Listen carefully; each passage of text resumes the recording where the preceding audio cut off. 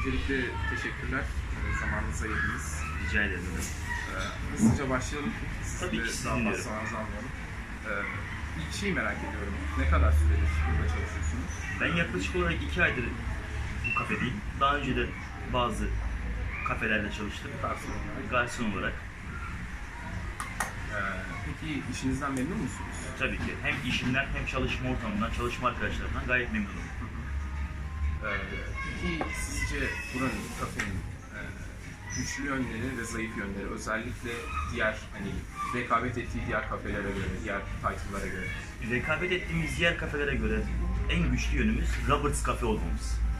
İsminiz yani. İsmimiz. Dünya çapında bilinen, daha doğrusu Türkiye çapında, dünya çapında demeyeyim. Türkiye çapında bilinen gerçekten kahveleri olsun, hizmet sektöründeki Kalite yenilikleri yani. olsun, kalitesi olsun gerçekten güzel bir kafede çalışıyor. Peki zayıf yönleri? Zayıf yönleri yok denecek Yani kadar mesela az. bir insan neden Starbucks'a gider ama Roberts'a gitmez? Bir insan neden Starbucks'a gider, Roberts'a gitmez? Starbucks'ın dünya çapında bir reklam stabilitesi olduğundan dolayı Starbucks'a gider, Roberts'a gitmez. Daha iyi reklam yaptığı için. Kesinlikle.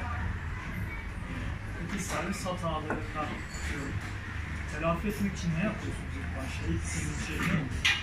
Düşündüğümüz misafirlerimizden özür dilemek, ardından dilediğimiz özür telafi edici olmazsa ürünü değiştirmek veyahut başka bir ikramlarda bulunmak. Peki aksine diyelim sunum hizmetiniz çok beğenmiyor, masada bahşiş bırakır. Bu bahşişin akıbeti ne oluyor? O bahşişin akıbeti dükkan içerisinde kasa bölmemizde bulunan tip kutularımıza, bahşiş kutularına toplanıyor. 2 haftada bir eşit olarak bütün personele dağıtılıyor. Peki genel olarak müşteri profiliniz nasıl? Nasıl Yurt dışı, nasıl diyeyim, turist ağırlıklı müşteri potansiyelimiz var. Evet, özellikle Liman Mahallesi'nde aşırı bir turist, genellikle Rus. Peki mesela diyelim ki özellikle şeyi merak ediyorum, yabancı özellikle Türkçe bilmeyen bazı müşterileriniz oluyordur turistin yoğunluğundan dolayı. Oluyor mu? Kesinlikle. Yani Türklerle Türkçe mesela bir sorun çıktığında anlaşmak illaki daha kolaydır ama özellikle yabancı Türkçe bilmeyen müşterilerinizle iletişiminiz bir sorun çıktığında nasıl oluyor? Onun için de şöyle bir uygulamamız var bizim. Türk vatandaşı ama Rusça uyruklu veya Alman uyruklu çalışma arkadaşlarımız bulunmalı. İlgilenen yani. Bir Kesinlikle. sorun olduğunda onları sevk ediyorsunuz. Aynen öyle. Peki onlar sizce yeteri kadar baş edebiliyor mu sorunla?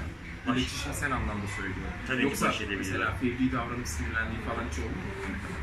Bugüne kadar hiç bana Hiç öyle bir denk sorun gelmedi. yaşamadınız yani. Peki müşterilerinizle aranızdaki ilişkiyi nasıl görüyorsunuz? Arkadaş mı, seviyeli mi? Biz de sizin mesela bu kafenin müşterisi olarak sizi biliyoruz çok arkadaş yanlısı ama mesela diğer çalışma arkadaşlarınızla da müşteriler arasındaki ilişkiyi soruyorum. Müşterisine göre değişkenlik gösterebiliyor. Karşı tarafında ne kadar Tabii gelmek ki. istediğiyle alakalı bir şekilde. Aynen öyle. Ama genelde arkadaş canlısı. Arkadaş canlısı ama bazı egoist müşterilerimiz olduğu için onlarla herhangi bir arkadaşlık söz konusu olmuyor. Peki sizce insanların önüne getirdiğiniz yemeklerin kalitesi, sunumu, lezzet anlamında söylüyorum. Siz beğeniyor musunuz? Yani siz mesela çalışan olmasanız Roberts Cafe'nin düzenli bir müşterisi olur muydunuz bu Tabii ki. anlamda? Kesinlikle olur. Kesinlikle memnunsunuz. Sunum güzelliği olsun, servis kalitesi olsun gerçekten muazzam. Roberts Cafe olarak neden bu lokasyonu seçtiniz? Var mı? Ana bir nedeni yok mu? Şöyle açıklamak gerekirse, Roberts Cafe, Antalya'nın her yerine yayılmış bir kafe. Hatta Türkiye'nin her yerine yayılmış bir kafe. Bu lokasyonda olmasının başlıca sebeplerinden birisi de işletme sahibimizin bu lokasyonda oturması. Bununla bağlantılı ben bir şey sormak istiyorum. Özellikle mesela Sea Life'da da başka yerlerde de genellikle hep Roberts'la Starbucks'ı karşı karşıya görüyorum. Bunun spesifik lokasyon olarak yakın olmanızın rekabette bir sebebi var mı sizce? Rekabetle herhangi bir sebebi yok. Tamamen denk gelmesi. Öyle mi düşünüyorsunuz? Peki. Peki müşterileriniz size bir şey sorduğunda mesela şundan tavsiye eder misiniz? %100 dürüst oluyor musunuz? Tabii ki. Kesinlikle. %100 dürüst olmazsan bu sektörde barınamazsın. Tekrar geldi. Aynen öyle. Ne kadar çalışıyorsunuz toplam? Şu anda toplam mutfak, bar, salon olmak üzere 17 kişiyiz. Yeterli mi sizin için? Şu an için yeterli. Şu an tam sezon açılmadığından dolayı yeterli. Rica ederim. Peki bu hiyerarşik sistemle ilgili ne söyleyebilirsiniz? Hiyerarşi sistemden kastınız. Yani mesela hani organizasyon çarktan bahsediyorum. En yukarıdan en aşağı çalışana doğru. Hani birbirine bağlantılı bir zincir sistemi olur ya genelde şeylerde. Kurumsal yani ondan bahsediyorum. Hani mesela sizin üstünde supervisor'ınız vardır, onun üstünde menajeriniz vardır. Bu sıralamayı söylüyorum. Sıralama. Yani siz kime bağlısınız, o kime bağlı? Ben dediğiniz gibi benim üzerimde supervisor'ım var. O menajerine. Menajer, Menajer direkt işletme sahibi.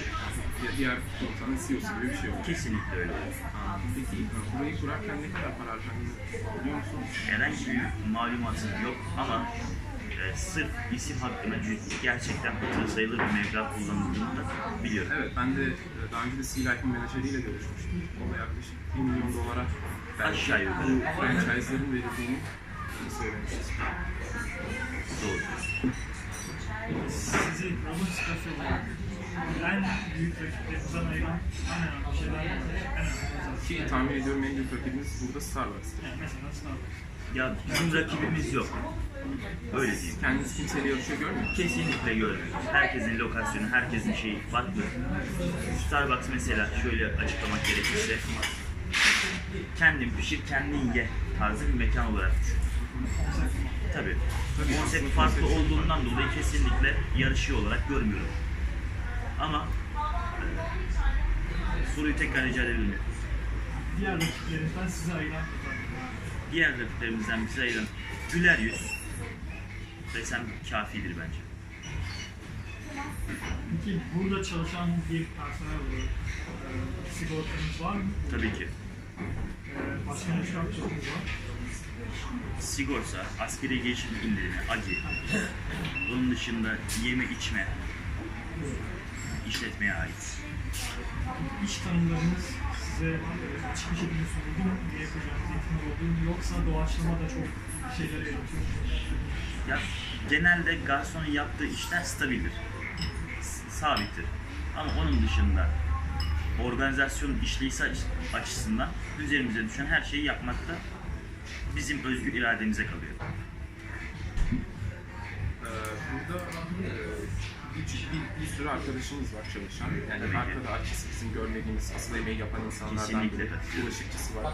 Onların menajerinden bulaşıkçısına herkesin iş tanımını bir cümleyle özetleseniz rica etsem. Aileyiz. Hayır, iş tanımı olarak. Yani İş tanımı mesela derken? bulaşıkçı, bulaşık yıkar, aşçı, yemekleri yapar gibi. Ama mesela özellikle merak ettiğim menajer ve supervisor'ın burada hani iş tanımı. Asıl Organizasyonun ilerlemesini sağlayan supervisor, menajer. supervisor. Menajerin tam olarak iş tanımı. Menajer tam olarak iş tanımı bizim göremediğimiz eksikleri görüp onlara müdahale etmek. Peki buradaki çalışanlar, özellikle de garsonlar diye tahmin ediyorum ve aşçılar, herhangi bir eğitim oluyor mu işe başlamadan önce? İşe başlamadan önce ilk Roberts Cafe açıldığı zamanlarda menünün bir eğitimini alıyorlarmış. Ama şu anda öyle bir eğitim söz konusu değil. Şu an yok. Direkt garsonsun ve başlıyorsun. Evet. Peki çalışanlarını Roberts Cafe nasıl motive eder? Nasıl motive eder?